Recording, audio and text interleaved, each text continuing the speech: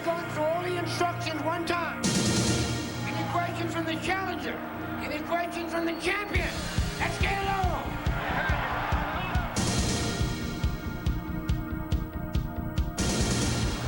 Oh, made me hurt. He healed her. Oh, it hurt. Holyfield gunning for a stoppage here. It would shock the world.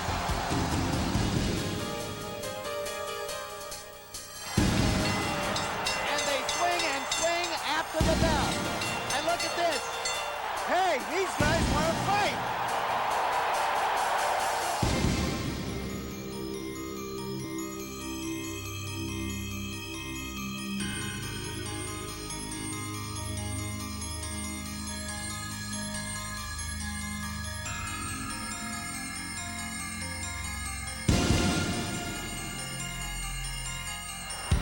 Somebody in a parachute has just landed on the edge of the ring.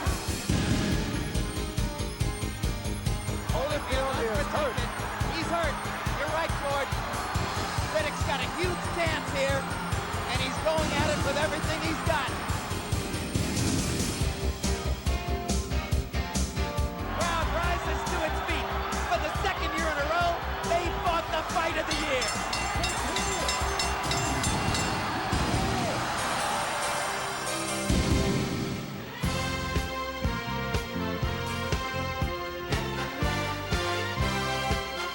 Wear Bowe down. What everyone doesn't really know is that he was so overconfident of winning that fight that he took Bowe so lightly that according to his former trainers, Lou Duva and Georgie Benton, on a scale of 10, his preparation for that fight was a 7. They had difficulty getting him to spar. They had difficulty getting him in the gym. And that is so uncharacteristic of what we feel about him that it's more amazing how he fought in that fight. I mean, when I heard that, I thought, gee, this is like Rush Limbaugh and Howard Stern taking a vow of silence that Holyfield wouldn't be in the gym. And of course, Larry Merchant mentioned that Lou Duva and George Benton are now the former trainers of Evander Holyfield. He enters the ring with his new co-manager, Hammer, and behind him, the new trainer, Emanuel Stewart. For so long, such a familiar face in the sport, trainer of many terrific fighters out of his Kronk Gymnasium in Detroit, most notably Thomas Hitman Hearns, who scored a one-round knockout over Andrew Maynard on the undercard here. Here is a look at the record for Evander Holyfield. 29 wins, the 1 loss to Riddick Bowe, 22 KOs, but since winning the heavyweight championship against Buster Douglas October 25, 1990, Holyfield has fought 55 rounds and produced only 1 knockdown in those 55 rounds. That was in the title defense against Burt Cooper in his home turn in the future as heavyweight champion. Of course, Evander Holyfield would like to knock a few thousand square feet off that floor plan. The way he's bundled up, it looks like he's coming up to the mark for the downhill skiing championship at the Olympics. It is chilly here.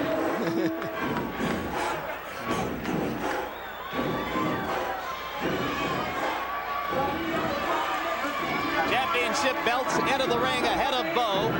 Already in the ring is ubiquitous manager Rock Newman. There is the 80-plus-year-old trainer, Eddie Futch, the sport's most celebrated octogenarian, the man whom Bowe calls Papa Smurf. And here is the record for Riddick Bowe. Unbeaten to this point in his career, 34 wins, 29 knockouts, one of the 5 decisions, of course, the 12-round unanimous decision over Evander Holyfield 51 weeks ago tonight.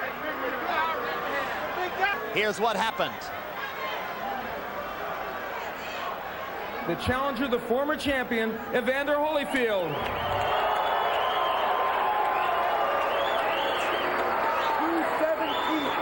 Evander Holyfield weighs in at 217 pounds.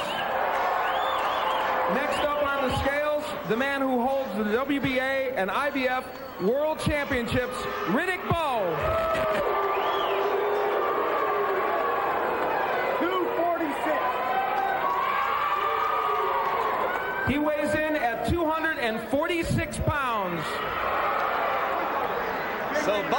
fighters come to the ring considerably heavier than was the case here a year ago, and a 3.5-inch reach advantage over Evander Holyfield.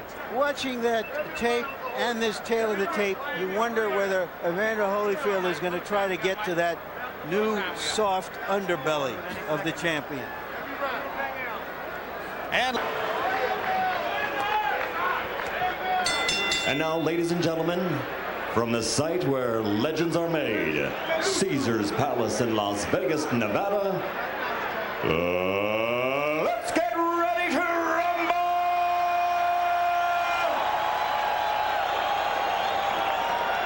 12 rounds of boxing for the heavyweight championship of the world.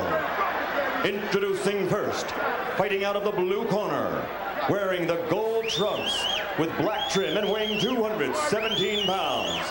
This 1984 Olympic medalist has a professional record of 29-1 with 22 KOs. He is a former two-time undisputed world champion in 2 different divisions.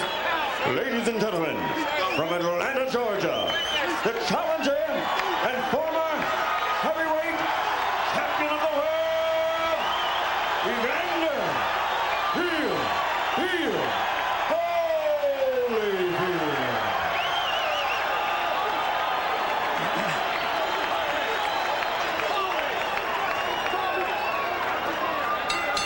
And across the ring, his opponent fighting out of the red corner, wearing the white trunks with red trim and weighing in at 246 pounds.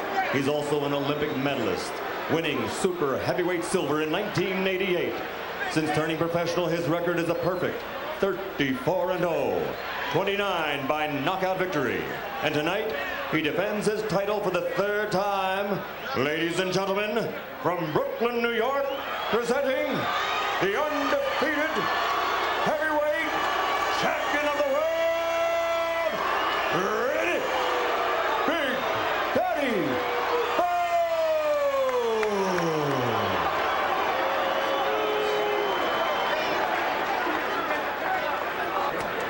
Okay, now, Eddie, I want to tell you, if he goes right here, I'm not going to call it low. That's going to be all right. Fair enough?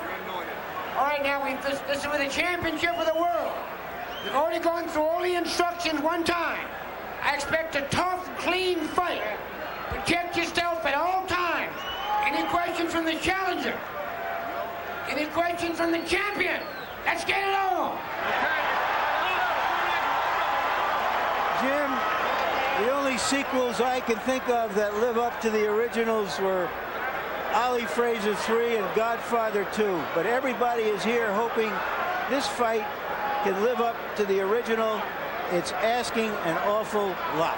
If it's even half as good, it will be, as 1993 goes, a memorable fight. One thing I got to tell you that's a pleasure for me about this, as Bowe comes Holyfield with 2 overhand rights to start the fight. But George Foreman, a heavyweight championship fight. Bowe, all the action so far, and there's a hard right. Bowe should never try to waste that kind of energy on a fighter like Evander Holyfield. He recovers. He gets hurt, but he recovers too much. Bowe came in looking as though he was thinking first-round knockout. A lot of right hands, one of them to the body, several to the head, and now Evander has weathered that early storm. And you can get a first-round knockout, but you got to do it properly. You got to set it up with Evander Holyfield. You don't disrespect a guy who doesn't believe in his heart. He lost the first fight anyway.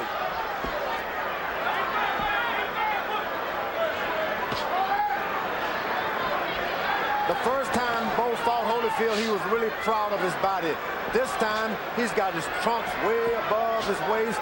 He's a lot to be ashamed of, so he's trying to get this thing over with as quick as he can to compensate for his lack of happiness with himself physically. It's more than just the extra 11 pounds. He looks softer all over, right, George? He is not proud of his body tonight. You don't want that in a young fighter. Holyfield steps in with a left to the side of the head and a right to the chest. Bowe lands a jab and a right hand. Holyfield claimed he would box, said that he would stick the jab. Already, Bowe has tried to lure him into a bit of a war. Riddick Bowe has made the awful mistake of going out there at that kind of weight, wasting that much energy too quick. Could cost him the first round tougher for him. Yeah, he should forget they've ever fought before and go out there and set it all up with the left jab, win this fight on a great defense. I don't know what's happened. Who gave him the advice to try to knock Holyfield out in one round? George, I thought that he hurt Holyfield early and he wanted to jump on him, and then he found out that he really hadn't hurt him, and he stepped back, and now he's boxing again. Yeah. No, he really planned on getting out there and knocking this guy out in the first round. This Jesse Ferguson thing gave him a false sense of security. You may be right. Trading punches at center ring. Holyfield ending the exchange there. And as both men conserve energy a little bit, the point I wanted to make, George, two relatively clean livers, both of them serious, devoted fathers, both of them the kind of people who treat reporters like us with respect and courtesy. It's hard to root against either of these two guys. You got to wonder, Riddick Bowe, we talk about clean living, he's eating a lot more pork chops than Evander Holyfield, spare ribs and everything. Well, pork is cleaner than a lot of other stuff, but you make a good point. It's not so much the pork, it's just that he eats a lot. Steaks, too.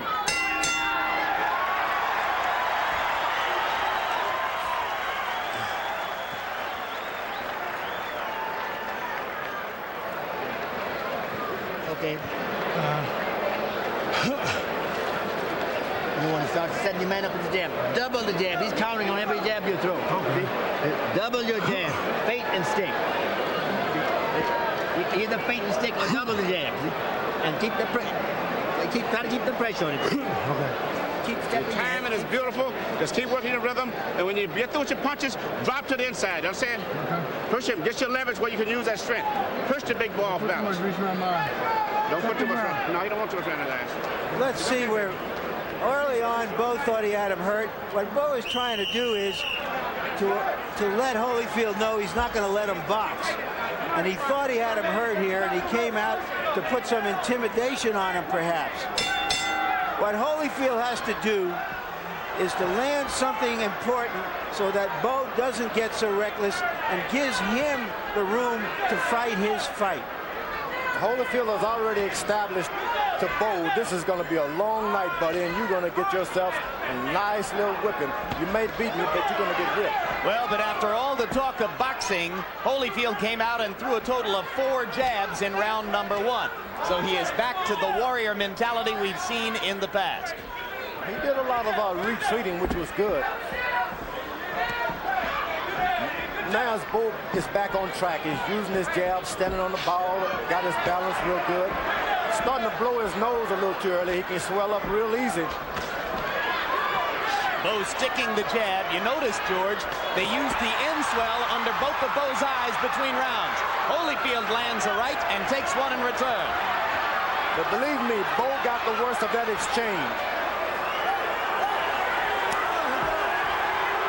Mills Lane warning Bowe about holding and hitting.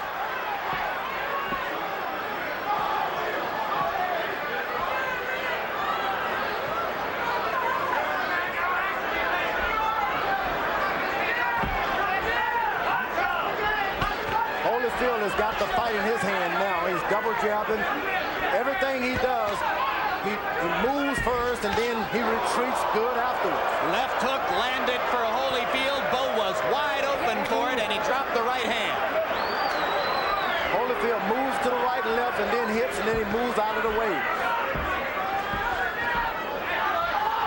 And now Evander starts to stick the jab with regularity. And Bowe seems a bit befuddled by that. Reaching out with his right hand because Evander Holyfield is not there like he was the first time.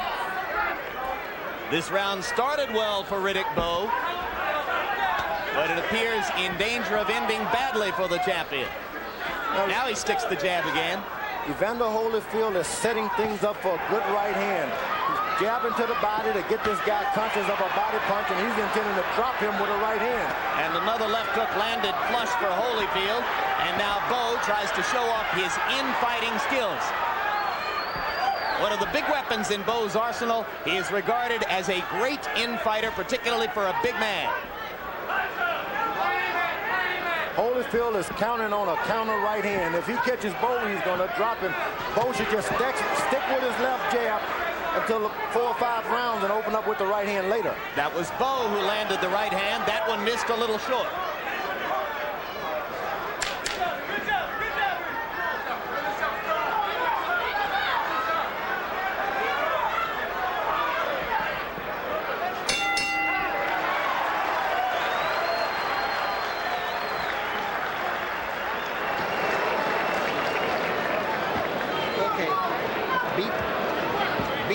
Just keep that jab working. Keep that jab working.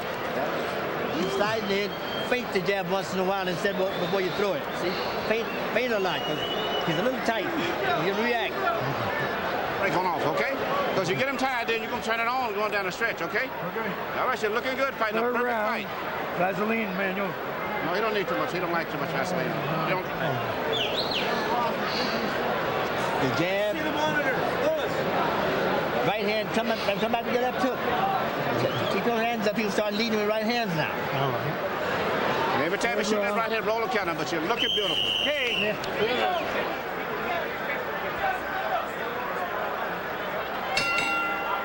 Evander Holyfield has said that a race car, good race car, doesn't need a new engine. It just needs to be tuned up a little differently sometimes. So far, he has tuned up for this fight differently than the first one. It's kind of weird after all these years to go to Evander's corner and listen to Emmanuel Stewart instead of George Benton and Lou Duva. Right hand over the top by Bowe. I'm reminded of the phrase that Howie Long used to describe playing against Marcus Allen, like watching your wife cook in someone else's kitchen. Riddick Bowe is allowing Holyfield to move around on his feet a little too much. He should try to disrupt that. How, George? Well, he's letting him bounce and get relaxed out there. What you got to do is put the pressure on him, make him fight without fighting himself with this jab. Good right to the body. That was good by Riddick Bowe. By Bowe. Excellent right to the body. You see, Holyfield is so relaxed out there, you can't let him just keep doing that bounce, move, bounce, move. You pick a fight with him and then make him stand still. Riddick faking the right and Bowe flinching away. Or check it, Holyfield flinching away, I should say.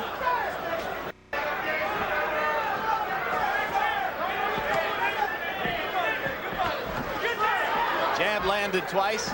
Right hand wasn't there. That time the right caught leather from Holyfield's glove. Holyfield pawing with the jab now and lands a right hand in close. And if Holyfield continues to land those pecky right hands, it'd be an advantage to him as the fight go on. Bowe has got big eyes, and they seem to swell up easy. Shouldn't try to land a heavy shot, not too soon. Riddick not looking assertive in round 3, forgetting to double up on the jab, taking a left there and complaining to Mills Lane that Holyfield had tried to glove him in the eye.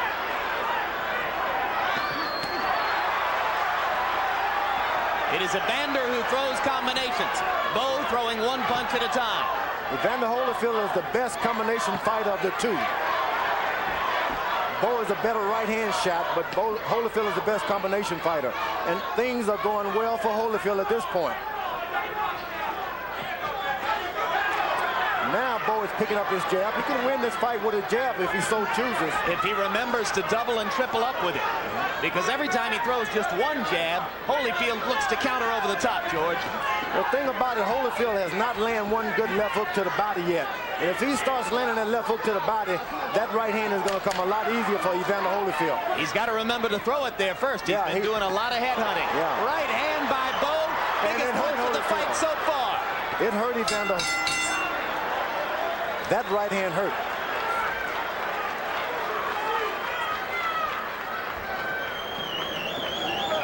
Beginning to slow down now. Yeah, I see. Yes. Keep that stick going. Keep that stick going. When you get him near the ropes, I'm going to use the hook and cross. Now here's where Bowe will complain of a thumb right there. You really can't see the thumb. There was these no gloves. There didn't seem to be any. He complained also, if you may recall, in the first fight. That looked like a clean left hook. All the way. Later in the round, some good inside shots by Bowe. Bowe is an extremely well-schooled, polished big man. I don't think I've ever seen a big man as polished as Bowe is. And you see the statistical edges for Bowe through round 3 in punch count numbers. But it is Holyfield who has been more vigorous, more energetic, throwing more combinations. Bowe getting more accurate now as time goes on. Here comes the clowning I told you about.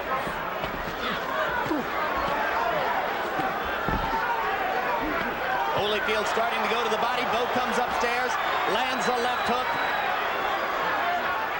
Remember, he punctuated round 3 with a terrific right cross.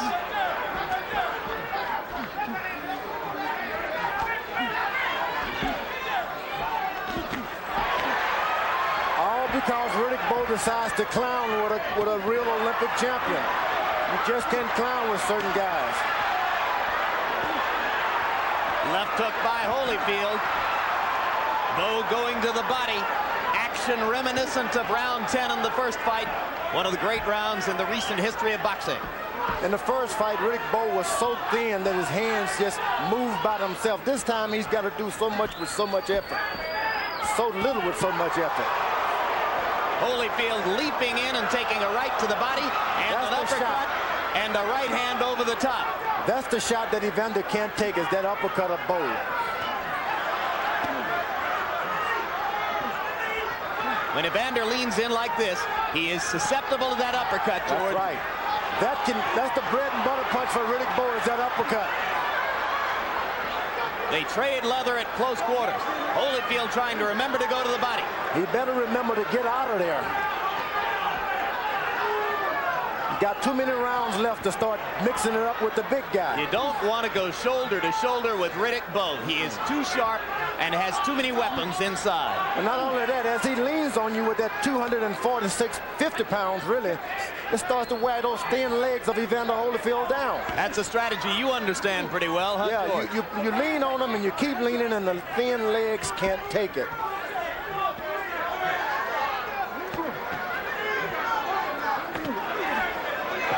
And I think Riddick Bowe is anything but polished. He hasn't thrown one good straight right hand yet. So you and Larry have a disagreement here about Bowe's everything technique. is under and on top and slap. If he throws a right hand, straight right hand, he'd drop Evander Holyfield right now. Tried to do it there, but missed. He just haven't gotten one straight shot going. I'll agree with one thing with you, George, though. He can win the fight with the jab if he sticks with it. And a straight right hand, but everything is slapped onside the jaw. Abrasion above the left eye of Riddick Bowe.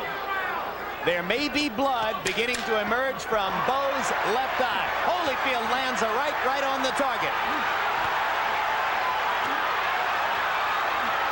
And a left hand for Holyfield. And they swing and swing after the bell. And look at this.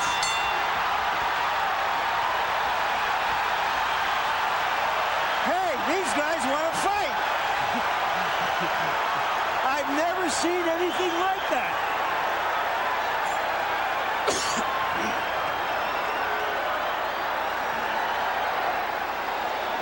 And there is blood above Bowe's left eye, gentlemen.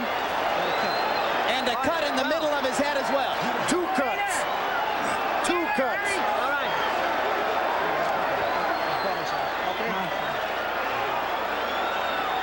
You got to get under those counter shots more. Well, this is either the end of the fourth round or the start of the fifth. Take your pick. I've never seen so many blows landed after a bell. Have you, George? Not many, but most were all slaps. It's a real good slap match at this time, and that's why there's going to be a lot of cuts. One thing it did is to limit the amount of time that Bowe's corner had to work on his two cuts above the left eye and in the center of the brow, right between the eyes. They've got a real good cut man, though. In the fourth round, Evander Holyfield took 70 shots at Riddick Bowe and landed 43 of them, 61% connect percentage. Evander's got to be real careful and not to try to work on that cut. Just continue to box. And round 4 was a 90-punch round for Bowe. who seems a little out of gas now as the 5th begins. Just came in a little too big around the midsection for that kind of fighter. He doesn't have a good straight punch. He wings on top, and it burns you out too quick. And that cut in the middle of the brow is going to bleed, George. It could affect his vision as time goes on. This is the time you go back to school. Use your left jab. Forget about a knockout. Use your left jab.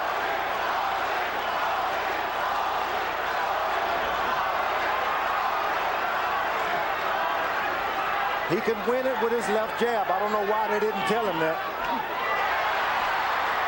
He's becoming an easy target for Holyfield as the trickle of blood begins to bother him.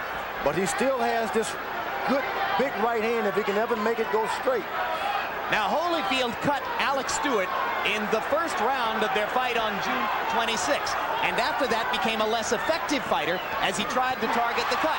There he lands a right hand, and Bowe comes back with a right and a left. But Bowe is doing all of his stuff real close. He's ineffective. He's got to keep this man on the outside of his shots. He can do something. When they are in close, he's got this right uppercut that he just refuses to use. We've never seen Riddick Bowe cut like this. It'll be interesting to see what they can do between rounds 5 and 6. Do you think they can stop that bleeding, George? Not at all. It's in the places where you just can't stop him. The jab just bounces off the side of your nose and in the middle of your face. You just can't stop cuts when they get in that area. Short left hand stuns Holyfield and knocks him back.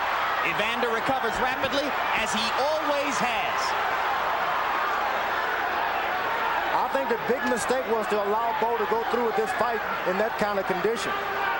Overconfidence always happen with the young guys. Did it happen to you, George, when you were young? Yeah, with Muhammad Ali, I wasn't in shape, but I said I can whip this old guy. Bowe made me hurt. He is hurt. Bowe is hurt. Holyfield gunning for a stoppage here. It would shock the world. Stuns Bowe again. And the round comes to a close. The bell saving Riddick Bowe from further punishment.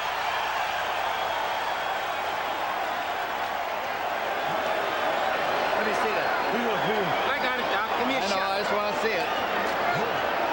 Yeah, that side, right here. Get your hands up. Get your hands up and move. Hands up and move. Jab and move around until you get. And here's where Bowe hurts him. Right in there.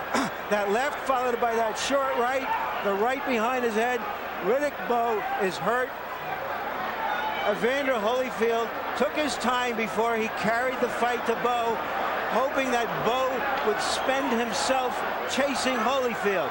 Instead of going at him early this way, he has waited. And right now, he is on top in this fight. Evander Holyfield trying to join Muhammad Ali and Floyd Patterson as two big-name fighters in the history of the sport to regain the heavyweight championship after having lost it. Tim Witherspoon accomplished the same thing on paper in the 80s, but few remember that. You got to be real careful now with a young fella like Riddick Bowe. His corner has got to be watching this carefully. Not only can he lose this fight, but he can get his career destroyed if he loses it improperly now. Sometimes there's a towel that you can always throw in if it gets too rough. Because he's not only being whipped, he's being cut bad. The blood, you lose a lot of your strength. Holyfield commanding with the jab. Bowe once again starting very slowly in this round. Bowe is not starting. Bowe is now surviving. There he is slapping with the right hand again, George. Yeah, he has. He's not, I don't consider him at all polished. He's got power because he's big. But if he had a good straight right hand, Evander Holyfield is easy picking to him at any time. Holyfield is doing something he doesn't know how to do now. That's get aggressive. Well, he's always been aggressive, but he's never been a great finisher. Yeah, but he goes forward and he just hit a lot himself. Boom! Great combination by Holyfield. And another one. Bowe standing still at center ring and taking it. That right hand landed flush for Holyfield. The way to keep your respect, Holyfield should be concentrating on it, because if he continues to deliver accurate shots to Riddick Bowe and doesn't drop him, Riddick Bowe can lose total respect and start to jump back on him real good. And Bowe looked to the corner to try to gain some advice from Eddie Futch, and Futch was nowhere for him to see him. Hidden behind other figures over here. Holyfield banging away. Round 6, a huge one for the former champion. Evander Holyfield should continue to keep his respect for Riddick Bowe, because a big man like that catching you with one of those roundhouses, you're going to hit the floor. Like Lennox Lewis did to Frank Bruno when he was in so much trouble in Cardiff, Wales. Seeing that Holyfield has got no defense for an uppercut. I don't know why Bowe is not throwing it. Riddick Bowe ridiculed Lewis for all the difficulty he suffered at the hands of Frank Bruno. That's true. Now he's getting a lot of the same from Holyfield, but that right hand may have turned things around, George. It was a good pinpoint, accurate right hand. If he continues to do that, he won't have a hard night, because if Holyfield goes forward, he doesn't know what he's doing. Spectacular uppercut by Evander. Last 10 seconds of round number 6. We're almost at the midway point of the fight. And what a battle it's been, particularly for Evander Holyfield.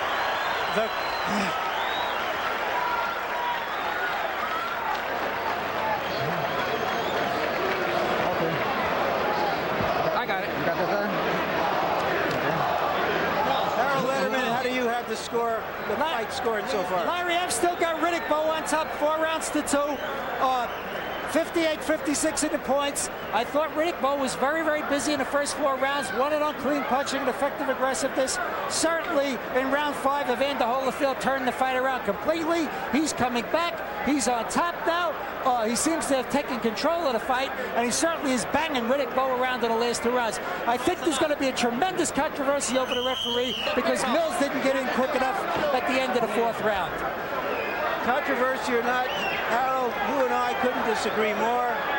I have Evander Holyfield ahead 4 rounds to 1 and 1 even. I see it like that myself, but then I never could have been a good judge. But Riddick Bowe has tasted all of the power Evander Holyfield has now. He's not scared. He realizes that his corner cannot help him. Look, you're a big boy. You got to fight your way out of this, and he's willing to do it. Bowe going back to sticking the jab, and when he does, he backs Evander up. It was that way last year. It's that way again. Right hand for Holyfield. Stuns Bowe, and Bowe comes back fighting this time and lands a right hand on Holyfield's chin. Holyfield isn't being smart. He hits a good right hand. He hits him with a good right hand, and he stands there and waits to see what he's going to do. You got to hit and move out of the way if you want to win that kind of style, with that style. Bowe taking command right now with the jab.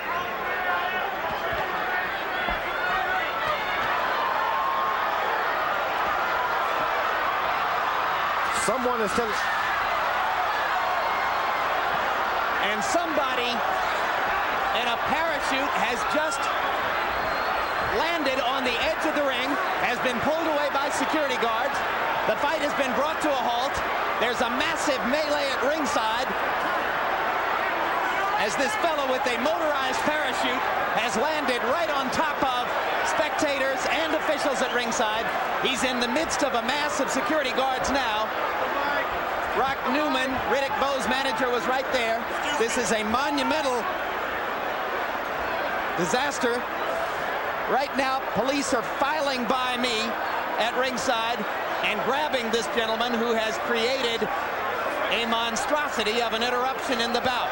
His parachute has caught itself up on a row of ring lights. Now we're going to take a look at an earlier shot of the parachutist before he came down. There he was on the left of the ring. And let's see what happened as he approached ringside.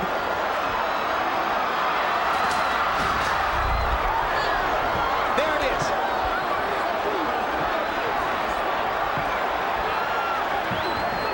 He hung himself up right on the lights, as you see there, and his body landed on the ring apron right on top of a variety of people. Well, this is the most bizarre thing I've ever seen at a prize fight.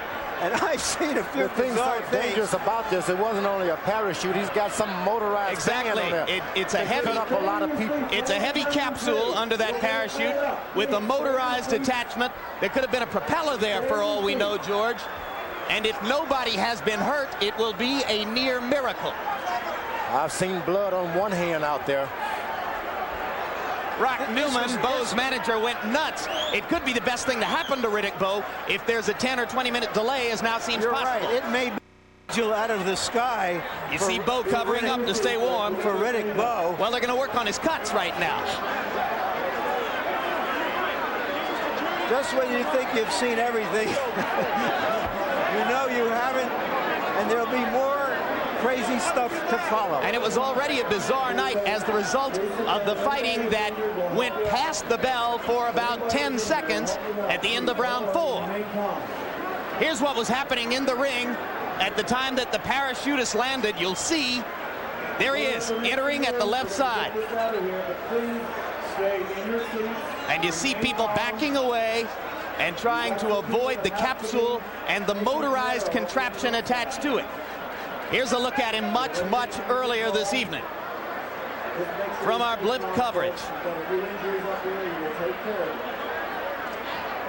As this took place, we're told that our blimp cameraman tried to alert us to the possibility that this was going to happen. That's why he was zooming in and out, as you can see here. And there it is. He targeted the ring and came right down. Well, this guy is going to wind up in the Slammer in Vegas tonight, and with doggone good reason. What charges, I wonder? What charges? Yeah. Doing an outrageous thing to get some publicity for himself. Oh, okay. Lighting company turning off lights now to try to prevent the possibility of fire.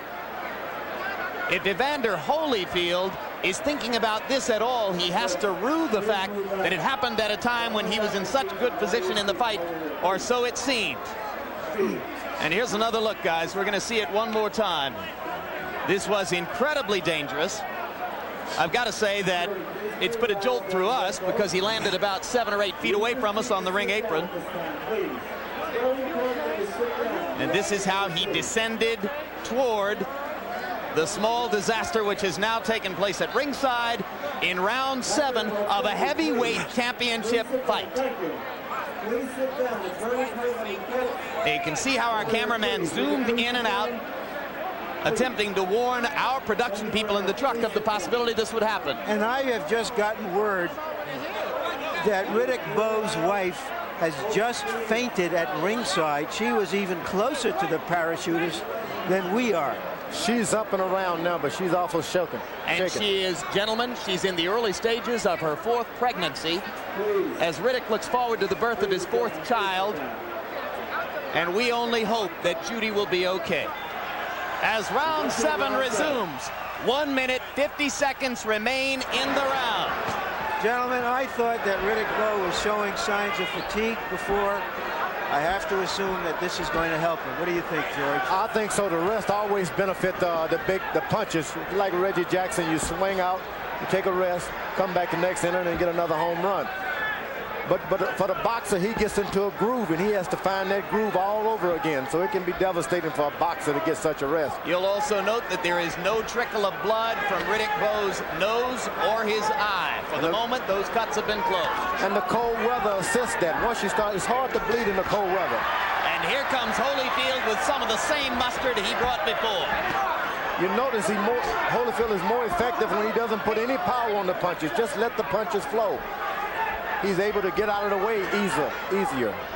You say, George, he's a more natural punch thrower than Bowe. He is. The combinations comes so easily with him. Bowe has to wind up, straight, strut, and then throw 1, 2, and look for the guy.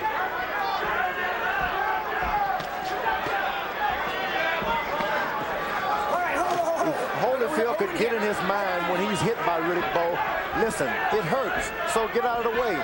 For some reason, he convinced himself, oh, that didn't hurt.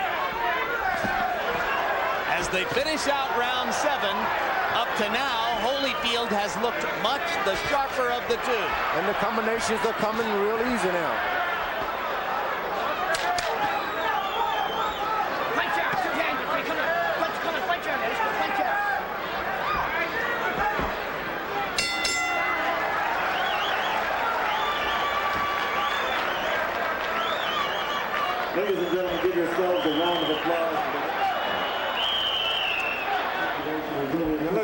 what I want to see, them beautiful little legs, just like you're moving in and out, okay? Everything off of your balance.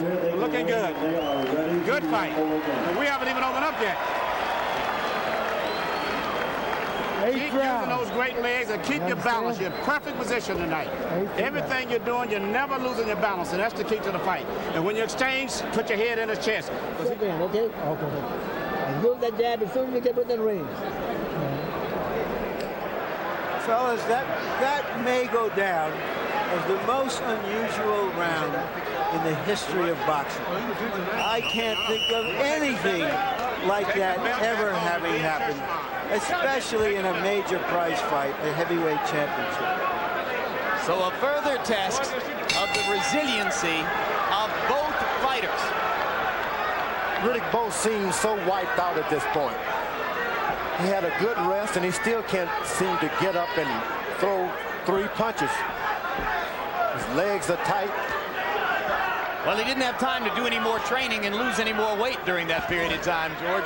He's still the same 246-pound guy, and you say not as good a fighter as a year ago. That's right. You know, Dick Gregory was surely an asset to his camp last time around. Hard left hook by Holyfield. Holyfield can make a bad mistake trying to slug with this big guy. The big guy's only got one chance now, and that's to land some hard shots. Why give him that opportunity? Well, I'm not so sure you're correct, George, because remember, Harold Letterman, after 6 rounds, had Bowe ahead 4 rounds to 2. Yeah, but I see, and this crowd sense that Holyfield's got this fight in his hand. Now, of course, we're not judges. And we've never fathomed Vegas judges 100%, have we? Yeah. Hard right hand inside by Bowe to the side of Holyfield's head. Backed him up for a second. Riddick tries to land another one, but misses. You see, you can take an easy ride when you get close to Riddick Bowe because he slaps with his right hand. Get in and rest and then get out.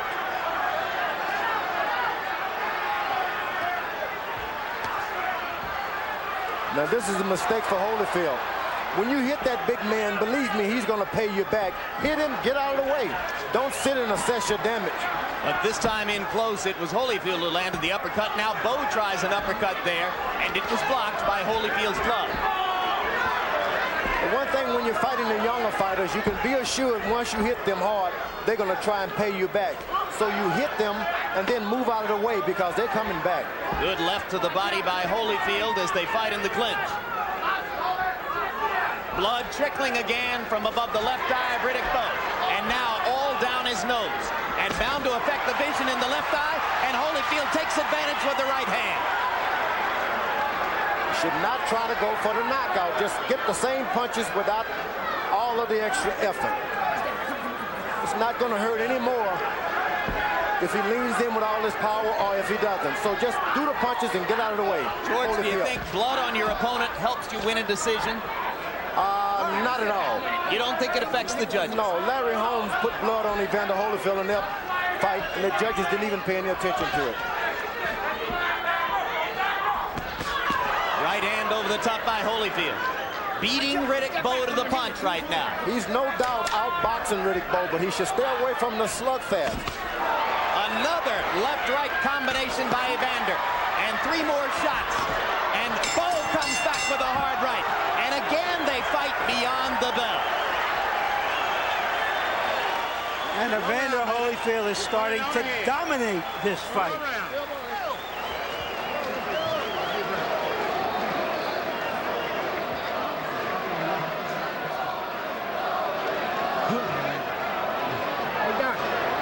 I got it.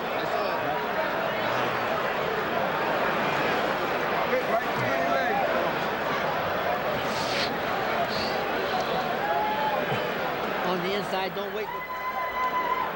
Fans fell in love with Holyfield last time because of the courage he showed in defeat, his first defeat. Here tonight, they're beginning to fall in love with him because of the courage and the skill he is showing in trying to recapture his title. An unmarked Evander Holyfield. 2 cuts on Riddick Bowe, one above the left eye and one above the bridge of the nose. As they begin round number 9, 2/3 of the way through the fight. punches in round 8. Bowe landing more. Holyfield a higher percentage. Both men punching accurately. Riddick Bowe is getting kind of desperate with that right hand now. He needs to set it up with the jab. He's got to set it up behind a jab, and it can happen real easily if he only believed in it.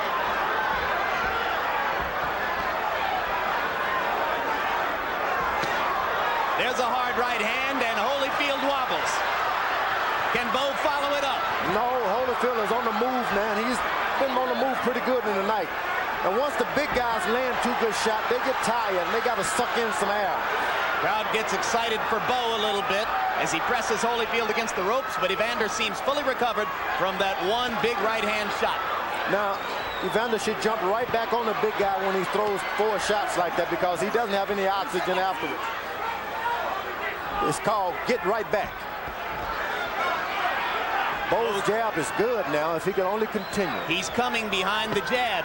He could come back in this fight if he keeps throwing the jab like that for the last 4 rounds. There it sets up the right hand again. And there again.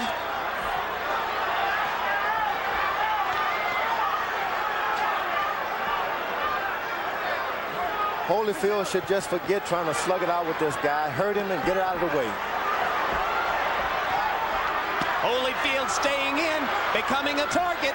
Bowe starting to heat up.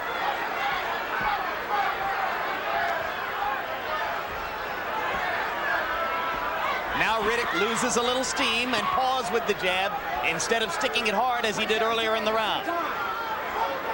Holyfield has tended to dominate the last minutes of the round as Bowe has run out of gas and Holyfield's superior conditioning has shown up. And at this point, we're starting to see Evander Holyfield's left hook to the body, which we hadn't seen earlier. Bowe is trying to counteract by going below the belt. This time, Holyfield doesn't ask the referee for help as he did the first time. Solid right hand inside by Bowe. Holyfield leaned into it. Holyfield actually landed the right hand first that time. Another right hand. Left-right combination. Bowe misses with the uppercut. But why Holyfield leans in after he lands that right hand, I don't know. Throws the right hand and falls right into Bowe.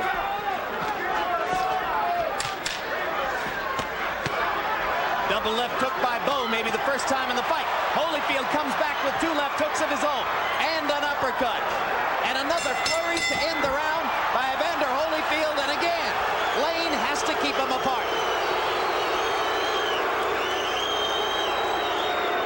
That was a champion's round by Bowe.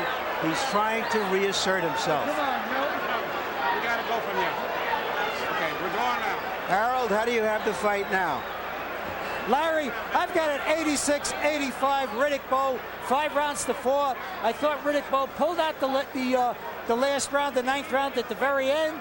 I just think it's a very, very close fight. Certainly, I thought that Evander Holyfield won rounds 5 through 8. I have Holyfield well ahead, 6 rounds to 2, 1 even. Well, that's the most dramatic disparity we've had in a while in HBO scoring, that's for sure. Push him around, rub him up. You hear that? Rough him up, rough him up. Eddie Futch telling Riddick Bowe, rip him around, rough him up. He wants Bowe to try to get Holyfield to brawl again.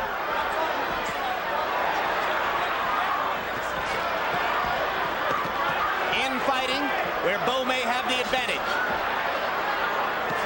Why Holyfield lays in there with that big man is a great mistake. The only thing he knows how to do, George. It isn't necessary at all. You get your shots and run away. Warrior's heart, Warrior's mentality. We're into the 10th round, and of course, you can't forget what happened in the 10th round a year ago when the 2 men fought a pitched battle with a seesaw momentum. First Bowe dominating and seeming on the verge of a knockout, then Holyfield coming back. Once again, 51 weeks later, they are trading leather in the 10th. Holyfield is doing so good when he lands 2 or 3 jabs, move out of the way, go back, you do it again. Right hand by Holyfield. He falls forward. He shouldn't fall forward once he does it. Clean jab, snapping Bowe's head back. Holyfield much the sharper puncher so far in round 10. Bowe landed a right inside. You better be careful. Bowe is trying to use every dirty trick in the book, hitting below the belt, hitting on the break, waiting for the bell to land another shot.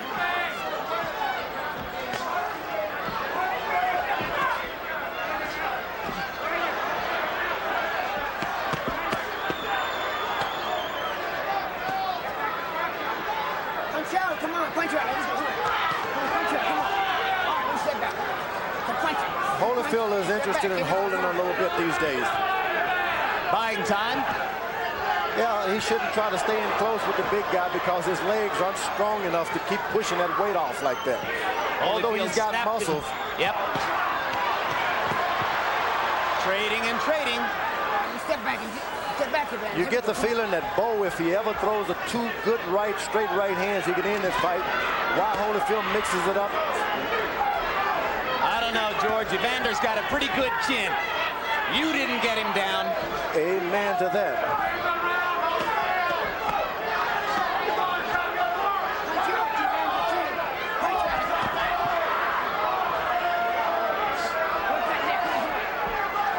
Round 10, a bit of a lull now. Right hand by Holyfield inside, rocks Bowe back. But he shouldn't try to go for the knockout. Just land the shot, be content, and start all over again. He gives Bowe a chance to come back with an uppercut of his own. Holyfield leaning forward against the major power of Riddick Bowe. That uppercut, and knocking Bowe's mouthpiece out with a left hook. Another tremendous rally by former champion Evander Holyfield. And gentlemen, that was a 10th round.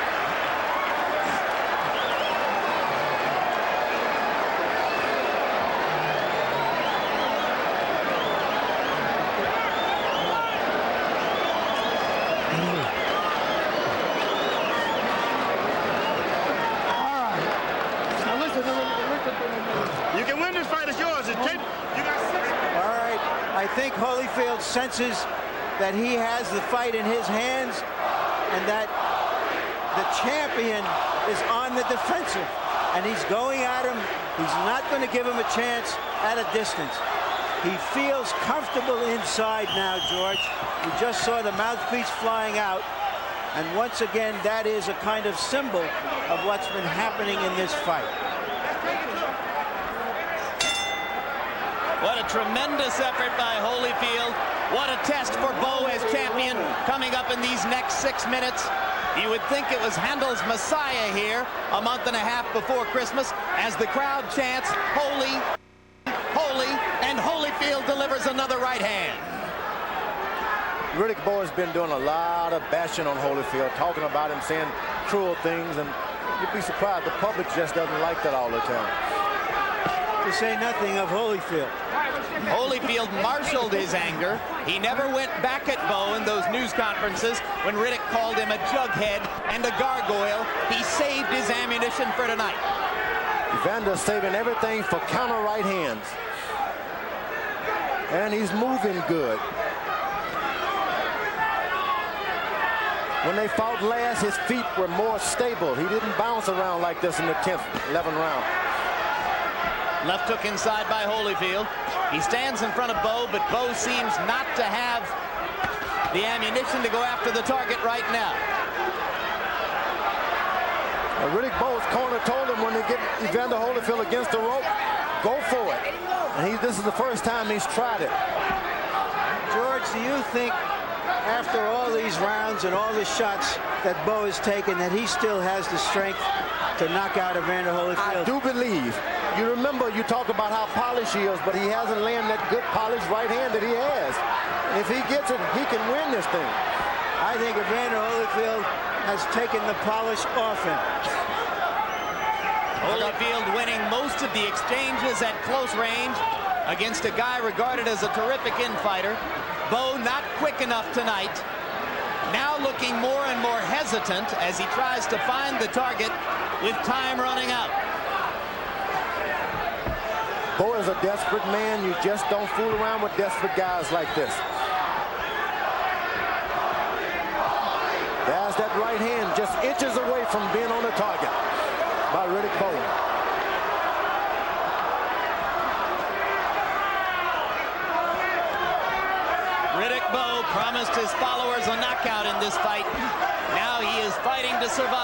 so it would seem.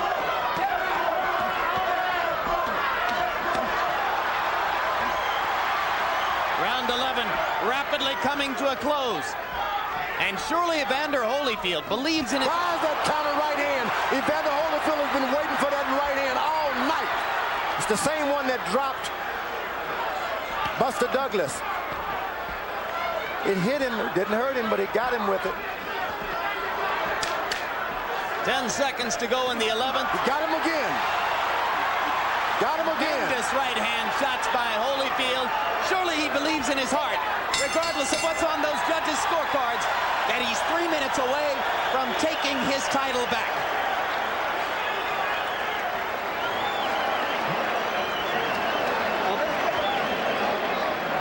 Feel up a little too straight. That's how I get him with those shots. You gotta get down lower. You gotta have this round. Lead this round.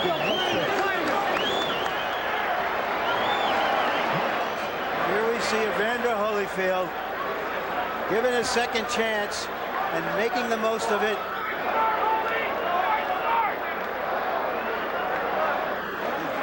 Conventional wisdom that Evander Holyfield no longer had the fire to fire back like this against a big, young champion.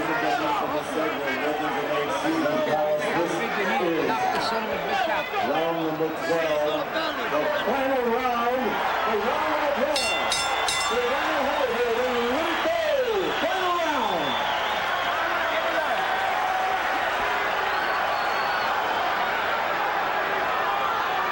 Harold, how do you see the fight quickly? Larry, a little bit closer than you. 105, 104, 6 rounds to 5, Evander Holyfield. But for the first time all night, our Harold Letterman now has Holyfield in the lead. Larry's had him winning the fight all along. In 1959, Ingemar Johansson knocked out Floyd Patterson and took away his heavyweight championship. A year later, Patterson, with one dramatic left hook, took the title back and became the first heavyweight champion ever to regain the championship. Muhammad Ali lost the title and got it back against George Foreman in 1974. Lost it to Leon Spinks and took it back from Spinks in the rematch. In the alphabet morass of the mid-80s in the heavyweight division, Tim Witherspoon accomplished the same feat with one of the 3 titles. Now Evander Holyfield tries to join Witherspoon, Ali, and Patterson as the only 4 men ever to lose and then regain the heavyweight championship of the world. I think a lot rests on this round. Holyfield shouldn't try to cruise through it. He loses this round, he could lose his chance to become part of history. George, he's never cruised through a round in his life. He just hit Bowe with the biggest right hand of the night, and Riddick came back with one of his own. Yeah, he tried to cruise a little bit. He better try to win this fight and not try to cruise. Regardless of the outcome, are these 2 men matched for exciting fights or what? This is exciting.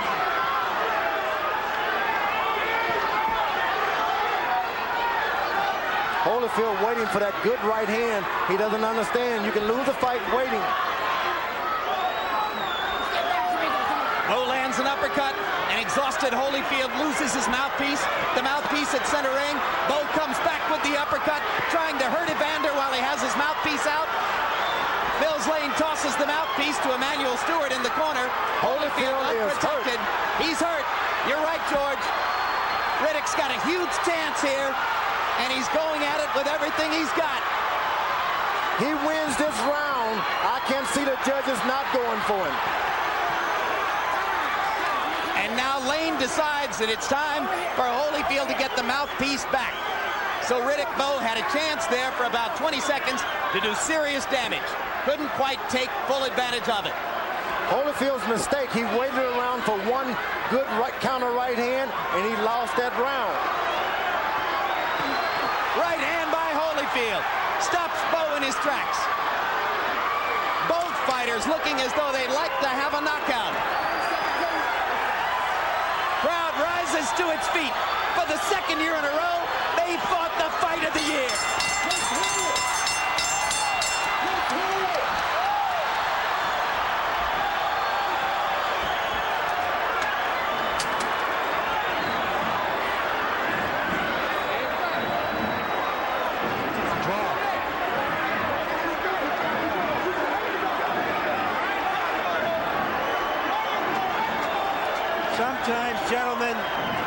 The sequel can be better than the original, even when the original was terrific.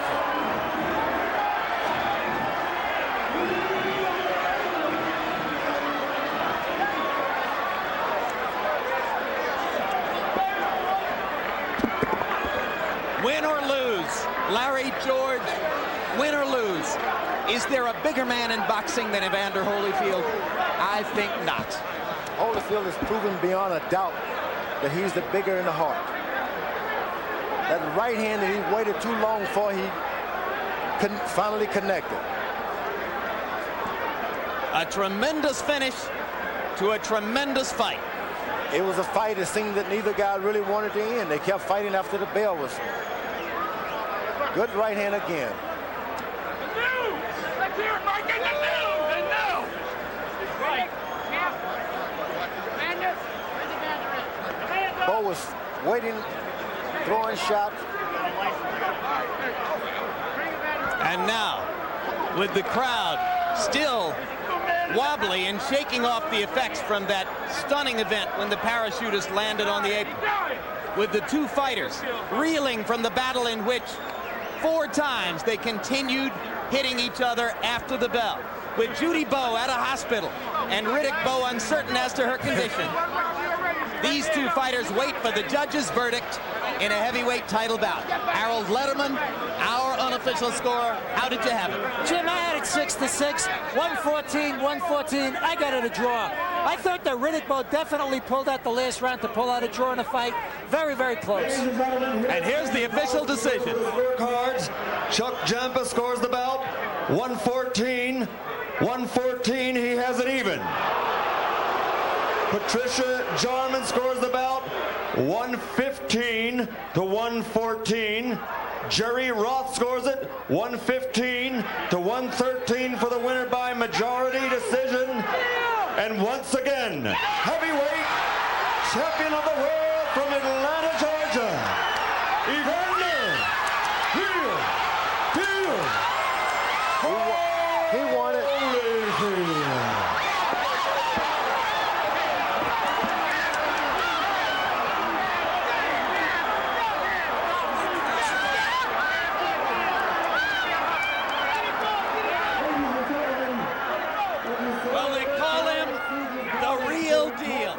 And tonight, he was all of that. Moments after the decision, Larry Merchant had the chance to speak with both the returning champion and the deposed one.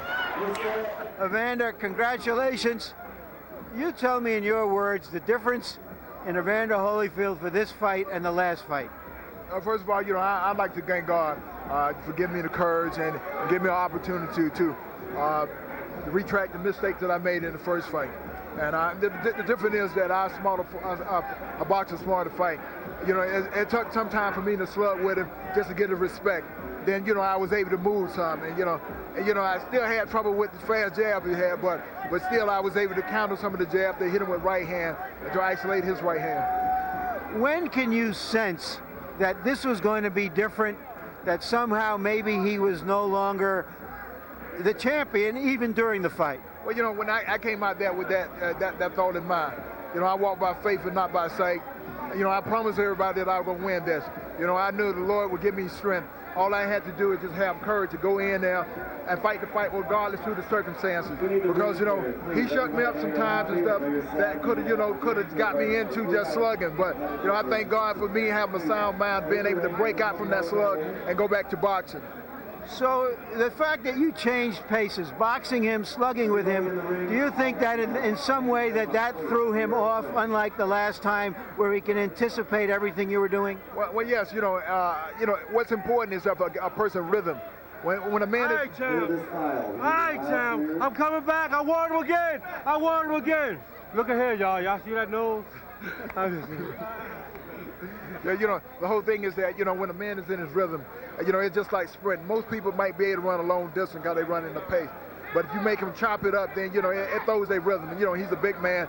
To stop his stuff really messed the guy up. So, I realized that to get me tired, so I knew it had to make him even tighter. Evander, none of us have ever seen anything like that 7th round. I know you haven't. What exactly did you see when the parachutist almost got into the ring Well, you know, I'm telling you, when the guy came in with the parachute, I thought somebody was jumping over the rope, getting ready to do something. I'm getting ready to run out the ring myself. I didn't know what happened. It was coming so fast, and he got hung up on the rope. But I was hoping that he wouldn't punch at the time. You seemed to be gathering momentum at that point, and then there was a long layoff. How did it affect you? How do you think it affected the fight? Well, I think it really slowed down the pace. And the whole thing is that I thought I had him tired at the time. He was breathing hard, and I was able to lead off. He wasn't getting off with the jab. He was bleeding a lot. And so, but what happened is that, when I came back to the corner, I was getting stiff in my back too. But I felt that he was getting tired, and I was getting ready to pour it on. Have you ever had a second chance to do something else in your life that you had regretted and corrected? Anything? Well, yes. To make the Olympic team. I lost the Olympic trial, and I had to come back and fight Riddick Bowe twice to beat him. And, I was determined that, I had to win this thing. What are your plans now as the heavyweight champion? Who do you want to fight next? Will you give Bowe a chance? Do you want to fight Lennox Lewis? What is your outlook on the championship now, having it a second time? Well, my outlook now is to get home and get to church, and and be able to thank the Lord before all the people. Let everybody know that it's not I, it's Jesus that gave me the faith and the confidence to be the champion of the world again. Thank you very much, Evander. Thank you. Riddick, you explained to us the difference between the first fight and the second fight, except the fact that you won the first and lost this. Why did you lose this fight? Well, Larry, I guess the judges saw different. I felt like going into the last round it was close, and I felt like I had to dominate the last round in order to, pull off a decision. And I thought I did that, but the judges saw otherwise. You weren't as effective through the middle rounds. Did the fact that he stayed away from you quite a bit somehow change the dynamics of the fight? Well, perhaps that could prove to be a big factor. As I said earlier, I wasn't going to chase him, and perhaps by me just waiting, he was able to pile up points. I really can't say at this particular point because I haven't seen the tape, but again, I take my hat off to Evander Holyfield. I wish him all the luck, and perhaps we can do the third time. Perhaps the next one might be greater than the Phil in Manila. Were you as prepared for this fight mentally and physically as you were when you were challenging for the title? Well, I think for this fight, I had to do a lot more interviews and things like that, but again, I'm not one to make excuses. The judges say Evander Holyfield won this one, and I congratulate him, and I hope he does well, with the championship, because in due time, I'll be back. Tell us about the 7th round. What you saw, when you saw it, and how did it affect you? How did that long delay affect the fight? Well, I got cold somewhat, and I felt like at that point, it was in my favor. And by the 6th round being stopped and what have you, I had the opportunity to get cold, and I guess Evander Holyfield took advantage of it, and he came out, he was strong. Did you know that your wife, Judy, had fainted at ringside during that time? Yeah, I saw that, and I kind of, looked back at her, and I saw her taken out. But I'm not going to say that affected me. I guess part of me wanted to be there for her because, she is pregnant. And I don't want to take anything from Evander Holyfield. He won the fight, as the judges would say. But I guess by me seeing that, it kind of distracted me somewhat. All right, it wouldn't be human for you not to be in some way affected, even as you went back to work. Oh, I definitely was affected. But again, I do not want to take anything away from Evander Holyfield. If the judges say he won tonight, my hat goes up to him, and I congratulate him. What are your plans now? I shall return. I'm going to shock everybody. Evander knows, I guess maybe I'm in the predicament he was at one point, and I'm just that much determined as he was the last time. So, again, I'm just still young, and I'll be back. Thank you very much, Riddick. So let's sum up the events of this landmark evening in the recent history of heavyweight boxing. Evander Holyfield joins Tim Witherspoon, Muhammad Ali, and Floyd Patterson to become only the 4th man in the history of the sport to have lost the heavyweight championship and then won it back in the ring. As for Riddick Bowe, he loses the heavyweight title, and in his 35th fight, he has his first loss. His future changes somewhat. Final punch stat numbers paint a fascinating picture of what happened in the ring. You'll see that in our overall punch stat computations, Bowe is given credit for having thrown more than 250 more punches and landed exactly 100 more than did Holyfield. But when you look at power punches, hooks, crosses, and uppercuts, that tells you a different story. When they stood toe-to-toe, Holyfield landed at an astonishing 53% rate, and that, in the eyes of the judges, was enough for him to win back his heavyweight title. George Foreman, what does this do to Evander Holyfield's place in the history of heavyweight boxing? Well, he's proven that tag now the real deal. He's recaptured the heavyweight title, which is a few heavyweights have a lot of tried, but few have been able to do. He did it in grand fashion. It wasn't given to him. He won it. And let me tell you, he puts his name right there with Floyd Patterson and Muhammad Ali, let's who forget did it about by that. beating you in October 1974. But we've got other great memories to treasure tonight, George. One of them, that Holyfield proved he could beat a man who outweighs him by 30 pounds, and a lot of people didn't think that was possible. Larry Merchant, your final thoughts. Well, I have a few things running through my mind right now, Jim. One of them is, who was that nutball who floated into the picture here, disturbing a great event? What does get into some people? Secondly, perhaps we're now closer to getting a resolution to the split heavyweight championship picture. Evander Holyfield is likely to face Lennox Lewis for perhaps as much as $20 million. Third, Riddick Bowe. I think what Riddick Bowe ought to do is call his architect and get that kitchen out of the bedroom of his new home. And finally, Evander Holyfield. I sit here thinking of the 10th round last year when he was staggering around the ring, semi-conscious it seemed, and afterwards he said to me, "That's when I knew I had him." The crowd's going crazy, this big kid is throwing punches at him, and what Evander Holyfield is really thinking is, now I've got him where I want him. Jim, fighters like that you can count on the fingers of a boxing glove, and boxing gloves don't have many fingers. No, I think there's really only one. Evander Holyfield. And in a way, it's poetic that we go back now to where we started exactly a year ago. You have a veteran heavyweight champion in Evander Holyfield, a cadre of young contenders headed by Lennox Lewis and Michael Moorer, and yes, Riddick Bowe. And whatever happens next in this topsy-turvy heavyweight division, we'll continue to bring it to you on HBO. Some final notes. Judy Bowe, 3 months pregnant, taken to Valley Hospital in Las Vegas after fainting during the 7th round delay, was released later that night, pregnancy intact, and is now resting comfortably at home in Fort Washington, Maryland. Eddie Futch had heart palpitations during the fight and was taken to the Valley Hospital coronary unit. He was moved to a regular room on Sunday and released from the hospital Monday. He's now resting comfortably and cites the strain of Bowe's training camp for his difficulties.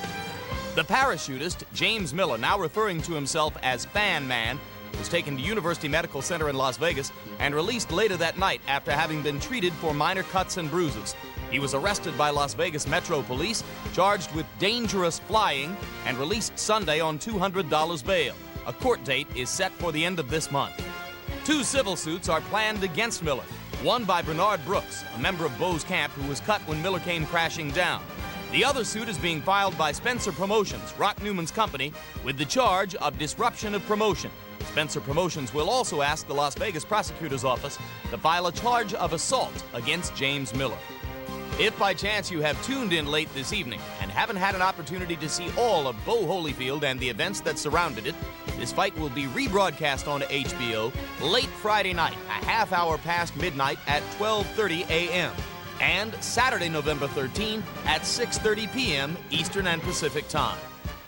So for Larry Merchant, George Foreman, and Harold Letterman, I'm Jim Lampley saying so long from Caesars Palace in Las Vegas, Nevada. The executive producer of HBO Sports is